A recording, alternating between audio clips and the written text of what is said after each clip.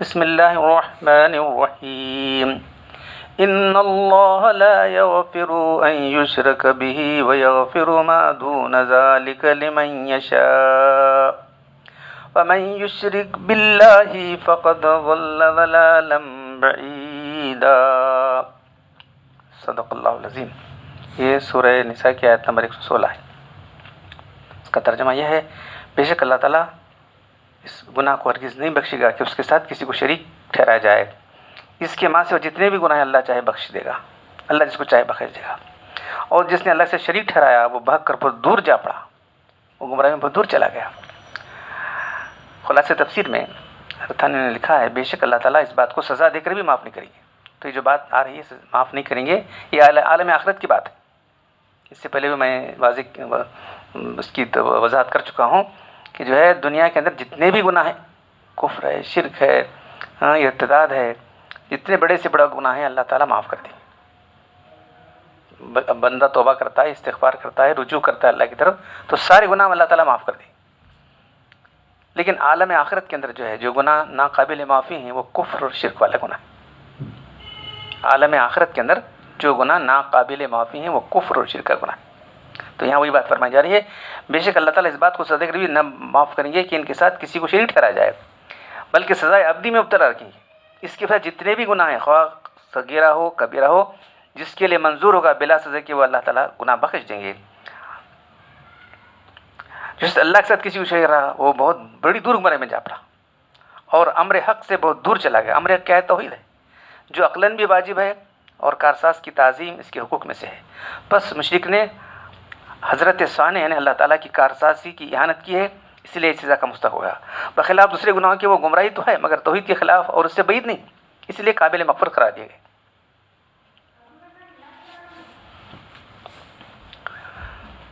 تو اس سے پہلے آپ کے سامنے بات ایمان کیا ہے وہ بات آ چکی ہے، پھر یہ بات بھی واضح ہو چکی ہے کہ جو ہے ایمان وہی حقیقی ایمان ہے جس کے اندر شرک کی آمیزش نہ ہو، شرک کی ملاوٹ نہ ہو۔ تو اللہ تبارک و تعالیٰ جو ہے کل عالم آخرت میں اس گناہ کو ہرگز معاف نہیں کریں۔ کیوں نہیں کریں گے؟ کیونکہ اللہ تعالیٰ انسان کو اپنے بھیجنے سے پہلے ہی عالم ارواح کے اندر جو ہے عہد لے چکا، اپنی ربوبیت کا، اپنی توحید کا عہد لے چکا اللہ تبارک و تعالیٰ، اسی لیے اللہ معاف نہیں کریں۔ کیوں نہیں کرتے معاف کرتے؟ یہ سوال آتا نا۔ عن ابی ایوب انصاری قال قال رسول اللہ صلی اللہ علیہ وسلم ما من عبد یعبد اللہ ولا یشرک به شیئا ویقیم الصلاة ویؤتی الزکاة ویجتنب الکبائر الا دخل الجنہ۔ دیکھ رہے ہیں آپ کیا فرمایا؟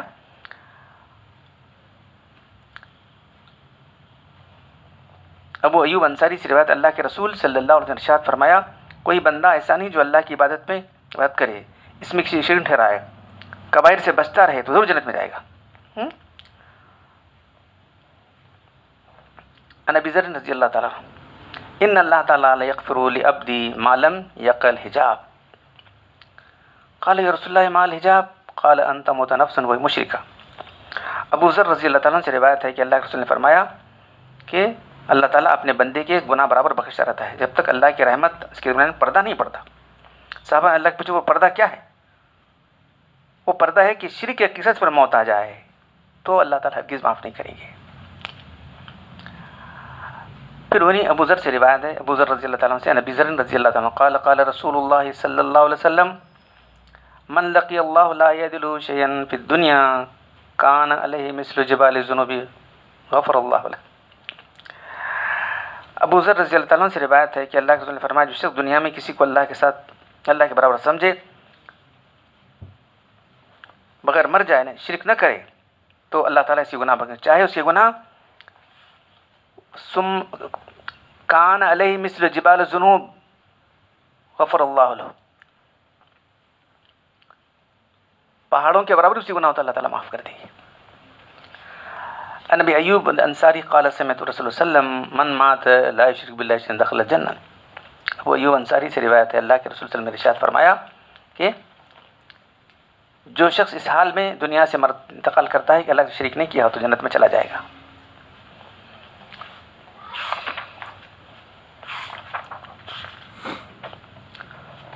تو شرک کے ساتھ کوئی گناہ انسان کو فائدہ دینے والا نہیں ہے. یہ بات جو ہے آپ کے ساتھ آ چکی ہے، آپ کے سامنے آ چکی ہے. حتیٰ کہ اللہ کے رسول کی شفاعت بھی نہیں ہوگی. اللہ کے رسول کی شفاعت بھی لوگوں کو نصیب نہیں ہوگی. جو لوگ شرک کرنے والے ہیں اللہ کے رسول کی شفاعت سے بھی محروم رہیں گے.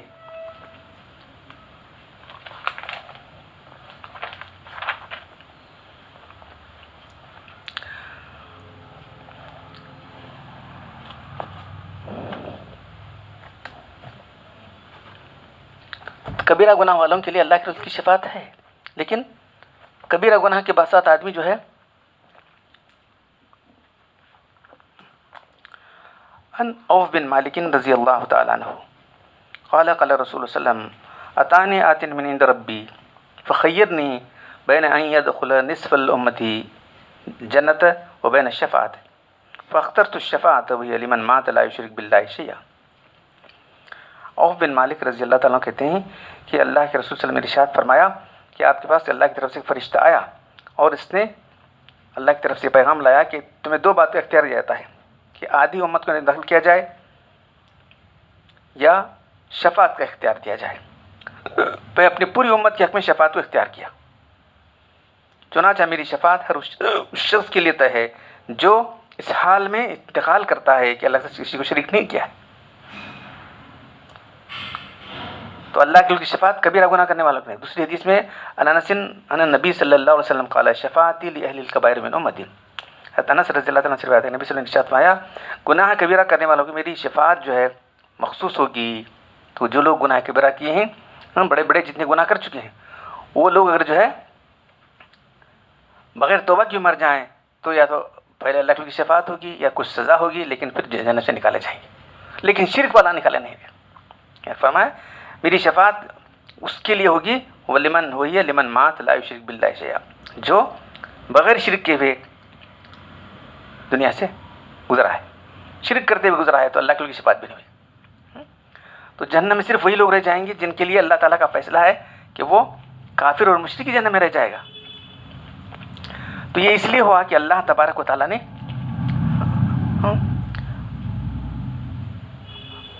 انسانوں کو سب سے پہلے جو ہے پیدا کرنے کے بعد اس بات کا عہد لیا کیا میں تمہارا رب نہیں ہوں.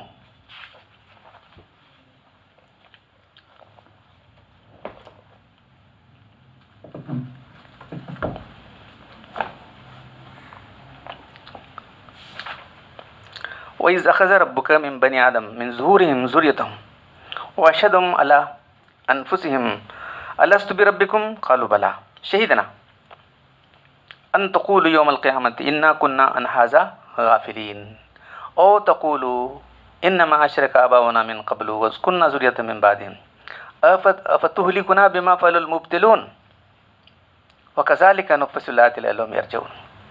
اور ان سے اس وقت کا واقعہ ذکر کیجیے جبکہ آپ کے رب نے عالم ارواح میں آدم علیہ السلام کی پشت سے خود ان کی اولاد کو اور پھر اولاد آدم کی پشت سے ان کی اولاد کو نکالا. ان کی اولاد کس طرح سے نکلتے چلے گئے. سب ان کے متعلق قرار لیا کیا میں تمہارا رب نہیں ہوں. سب نے ان کو عقل سمجھ دی. اللہ تعالیٰ نے ان سب لوگوں کو نکال کر جو ہے عقل اور سمجھ دی اور پھر پوچھا کیا میں تمہارا رب نہیں ہوں. تو کہا کہ بے شک آپ ہمارے رب ہیں. اللہ تعالیٰ نے وہاں جتنے ملائکہ مخلوقات حاضر تھے سب کو گواہ کر کے سب کی طرف سے فرمایا ہم سب اس کے گواہ بنتے ہیں. یہ اقرار اور شہادت سب کے لیے ہوتا ہے کہ تم لوگ دنیا میں توحید کو چھوڑ کر شرک کر کے سزا نہ پائیں. قیامت کے روز یہ نہ کہہ لو کہ ہم تو اس توحید سے محض بے خبر تھے یا یہ کہنے لگو کہ شرک تو ہمارے بڑے لوگوں نے کیا ہم تو ان کے بعد ان کے نسل میں ہوئے. اور عادتاً نسل عقائد و خیالات میں تابع اپنے اصل کی ہوتی ہے اس لیے ہم بے خطا ہیں. ہمارے اس فعل پر ہم کو سزا نہیں ہو سکتی. اگر ہوگی تو لازم آتا ہے کہ ان بڑوں کی خطا میں ہم محفوظ ہوں گے. تو کیا تو ان غلط راہ نکالنے والوں کے فعل پر ہم کو ہلاکت میں ڈالتے ہیں. تو یہ بات آپ کے سامنے آ گئی کہ اللہ تبارک و تعالیٰ نے آدم علیہ السلام کی پشت سے ان کی اولاد کو نکال کر جو ہے یہ اقرار لیا کیا میں تمہارا رب نہیں ہوں. تو سب نے اقرار کیا کہ بے شک تو ہمارا رب ہے. قالوا بلا. انس بن مالک رضی اللہ عنہ ان نبی صلی اللہ علیہ وسلم قال يقال للرجل من أهل النار يوم القيامة أرأيت لو كان ما على الأرض من شيء أكنت مفتديا به؟ قال فيقول نعم. قال فيقول قد أردت منك أهون من ذلك، قد أخذت عليك من زهر آدم أن لا تشرك بي شيئا فأبيت إلا أن تشرك به۔ انس بن مالک رضی اللہ تعالیٰ عنہ سے روایت ہے کہ قیامت کے دن ایک دوزخی سے کہا جائے گا، پتا اگر تیرے پاس ساری زمین کا مال ہوتا تو کیا تو سب دے کر آج عذاب سے بچ جاتا تھا، فدیے میں دیتا تھا؟ اور اس کے ہاں ضرور میں دیتا تھا یا اللہ تعالیٰ۔ تو اللہ تعالیٰ فرمائیں کہ میں تجھ سے بالکل ہلکا مطالبہ کیا تھا، اور اس وقت تجھ سے قرار لیا تھا جب کہ تو آدم کی پشت میں تھا، میں نے تجھ سے عہد لیا تھا کہ تو میرے ساتھ کسی شریک نہیں ٹھہرا، مگر تو نہ مانا اور بار بار شریک کرتا رہا۔ تو یہ حدیث جو ہے صحیح بخاری صحیح مسلم میں روایت کی۔ عن ابی ہریرہ رضی اللہ تعالیٰ عنہ ان النبی صلی اللہ علیہ وسلم قال ما من مولود یولد الا علی فطرته فابواه یهودانه او ینصرانه او یمجسانه کما تنتج البہیمۃ بہیمۃ جمعا هل تویسون فیها من جدعا؟ ثم یقول ابو ہریرہ رضی اللہ تعالیٰ عنہ وقروا ان شئتم فطرۃ اللاتی فطر الناس علیها لا تبدیل لخلق اللہ ذلک دین القیم۔ حضرت ابو ہریرہ رضی اللہ عنہ اللہ کے رسول سے ارشاد فرماتے ہیں، نبی صلی اللہ علیہ وسلم کا ایک قول ارشاد فرماتے ہیں، ہر بچہ فطرت اسلامی پر پیدا ہوتا ہے، یعنی توحید پر پیدا ہوتا ہے، پھر اس کے والدین اس کو یہودی نصرانی مجوسی بناتے تھے، جیسا کہ چوپائے صحیح و سالم بچہ جانتے ہیں، کیا تم اس میں کسی کو ناک کٹا ہوا کان کٹا ہوا دیکھتے ہو؟ اس کے ابو ہریرہ فرماتے ہیں کہ تم قرآن کی آیت اس کی تصدیق کے لیے قرآن کی آیت پڑھ لو، یہ اللہ کی فطرت اس پر سے لوگوں کو پیدا کیا ہے، اس کی فطرت میں کوئی تبدیلی نہیں ہے، یہی دین قیم ہے۔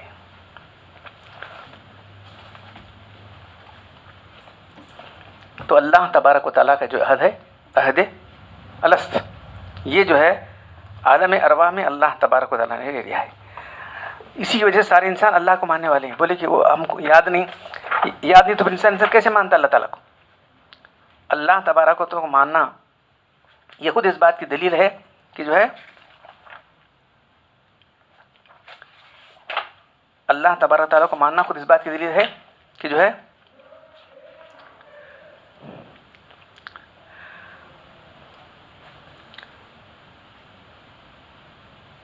ان ایاز بن حمار قال رسول اللہ صلی اللہ علیہ وسلم یقول اللہ تعالی انی خلقت عبادی حنفاء فجاءتهم الشیطان فاجتالهم عن دینهم وحرمت علیہم ما حللت لهم۔ ایاز بن حمار سے روایت ہے، اللہ کے رسول نے فرمایا میں نے اپنے بندوں کو حنیف یعنی توحید پرست، توحید پر چلنے والا بنایا تھا، پھر شیطان نا کر ان کو جو ہے وہاں سے اکھاڑ دیا، ان پر وہ چیزیں حرام کی جو میں نے حلال کی تھی۔ تو یہ میثاق کہاں لیا گیا تھا اس کے بارے میں بہت تفصیلات حدیث میں ہیں۔ تو یہ اللہ تبارک تعالیٰ نے جو میثاق لیا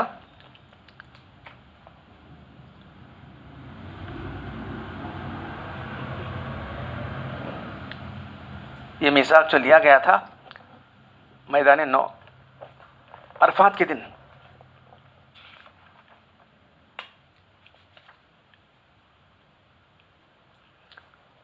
عرفات کے دن نعمان میدان میں لیا،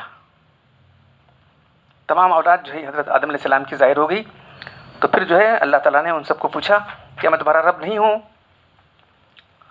ابن عباس رضی اللہ تعالیٰ عنہ فرماتے ہیں، ابن عباس سے روایت ہے کہ اخرج اللہ ذریۃ آدم من ظہری کہیت الذری وفی الاذى من الماء ان اللہ مس سلب آدم فاستغفر منه كل نسبة خالق إلى يوم القيامة فأخذهم ميثاقا أن يعبدوه ولا يشركوا به شيئا وتكفل لهم بالأرزاق ثم عادهم إلى صلبه۔ حضرت ابن عباس سے روایت ہے کہ اللہ تعالیٰ نے آدم علیہ السلام کی پیٹھ پر ہاتھ پھر جتنے انسان قیامت تک پیدا ہونے تھے سب روحیں آ گئیں، اللہ نے سب سے عہد و پیمان لیا کہ وہ اسی کی بات کریں، اس کے سوا کسی کو شریک نہیں ٹھہرائیں گے، پھر اللہ نے خود ان کا رزق کا کفیل بنا، پھر ان کو آدم علیہ السلام کی صورت میں لوٹا دیا۔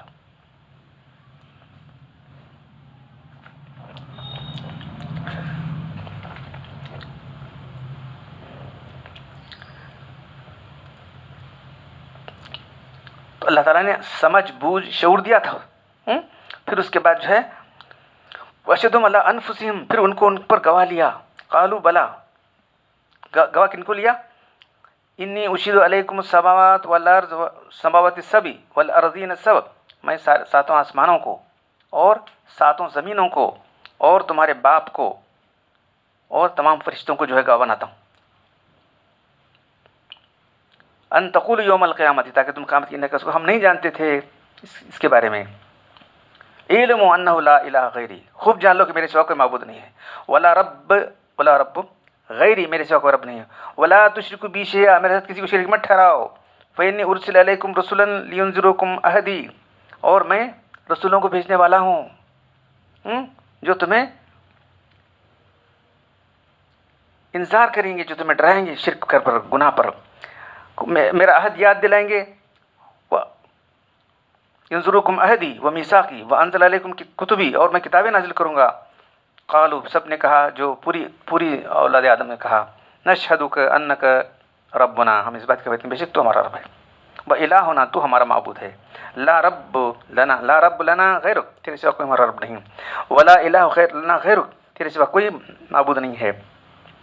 فاقروا له یومئذ بالطاعۃ ورفع اباہم، اور پھر آدم علیہ السلام کو اٹھایا، دیکھو تمہاری اولاد، اب آگے انہوں نے مختلف لوگوں کو دیکھا، اللہ تعالیٰ ان کو جو ہے مختلف تھے، کوئی جو ہے خوبصورت تھا، کوئی جو ہے اوسط درجے کا تھا، وہ تھا، تو اللہ تو اس کا کیوں بنا کیا؟ تو کہا کہ میں اس لیے کیا ہوں کہ جو خوبصورت ہے وہ شکر کرے، جو بد صورت ہے وہ صبر کرے، کچھ غریب ہے تو صبر کرے، جو دولت مند ہے ہر ایک کو یکساں نہیں بنایا اللہ تعالیٰ۔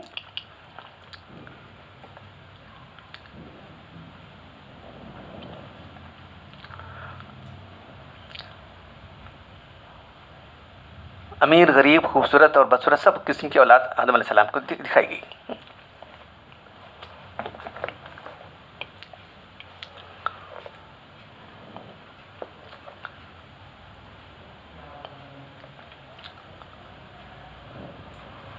یہ عہد الست ہے۔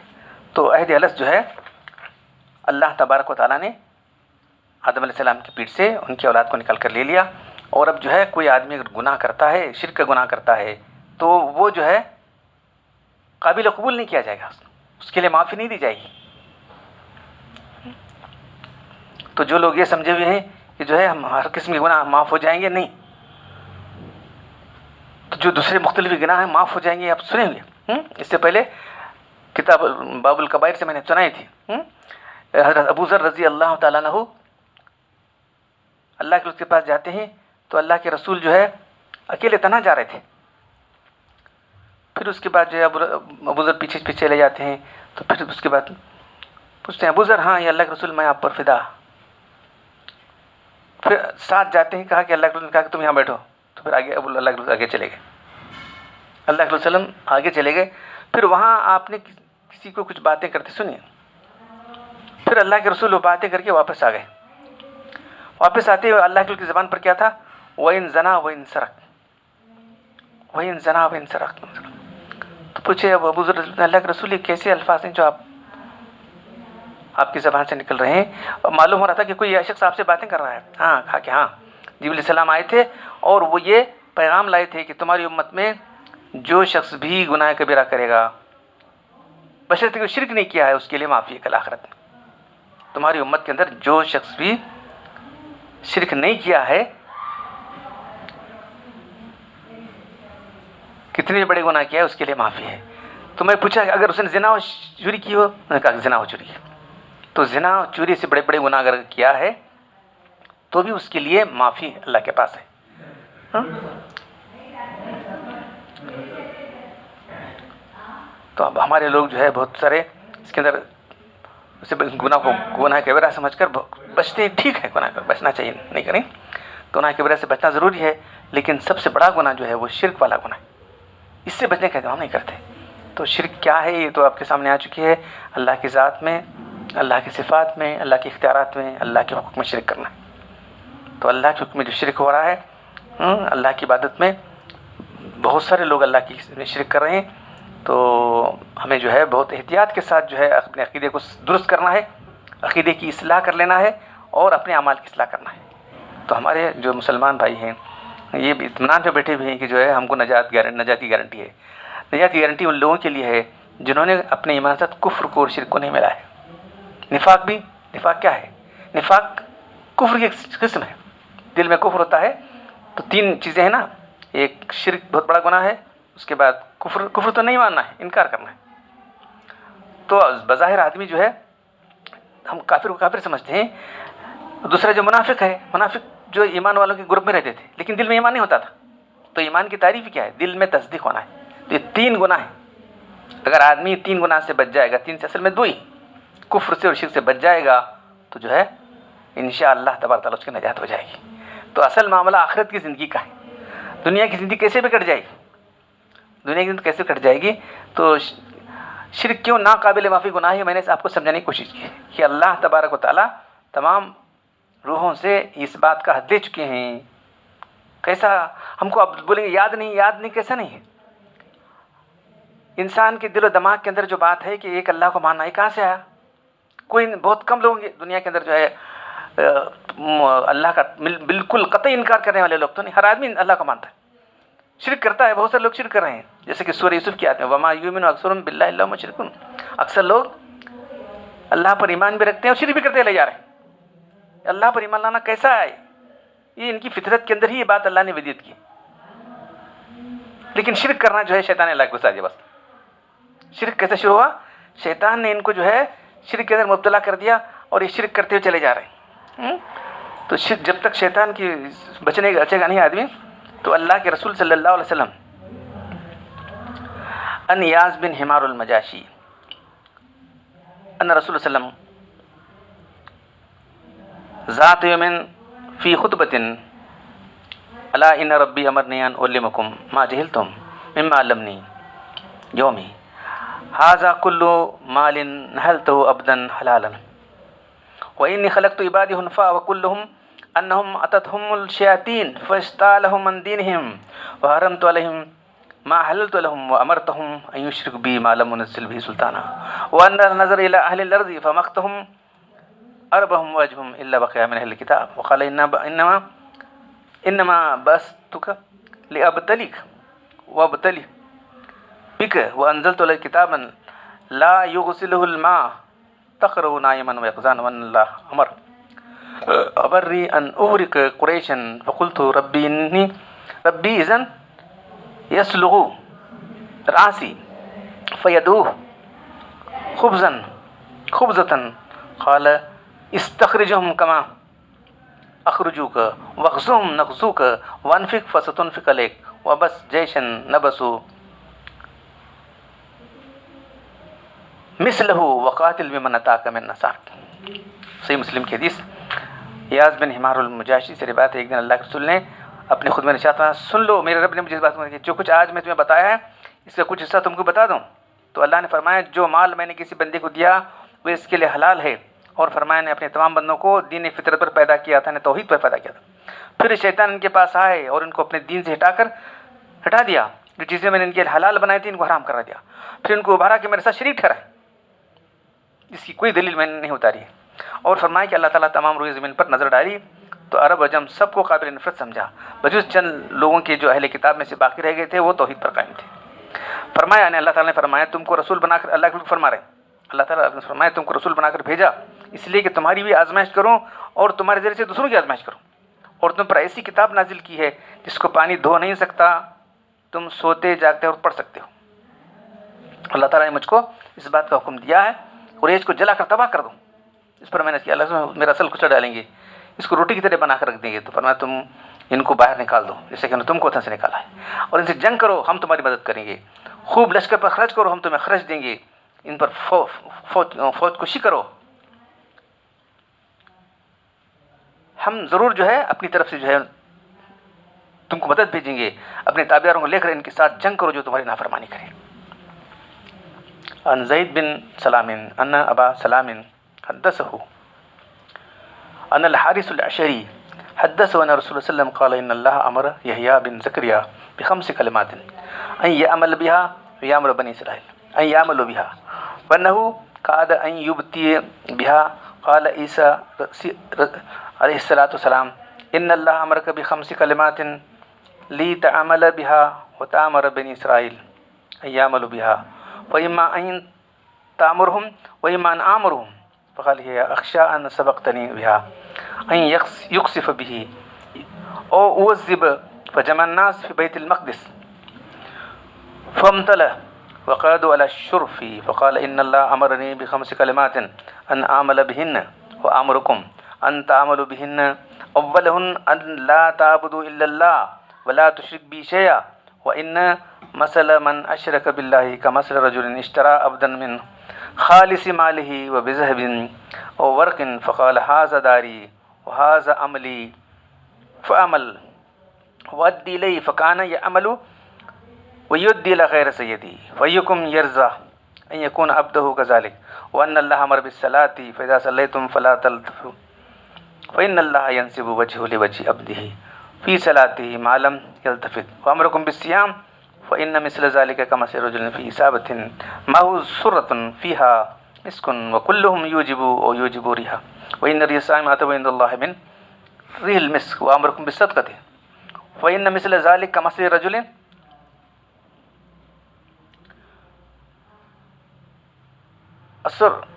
أسره الأدو وأوسقه يده إلى عنقه وقدموا ليضربوا عنقه فقال أنا أفديكم منكم بالقليل والكثير ففدى نفسه منه وأمركم أن تذكروا الله فإن مثل ذلك مثل رجل خرج العدو في أسره سرا حتى إذا أتى على حصن حسين فحرز نفسه منهم كذلك العبد لا يحرز نفسه من الشيطان إلا بذكر الله.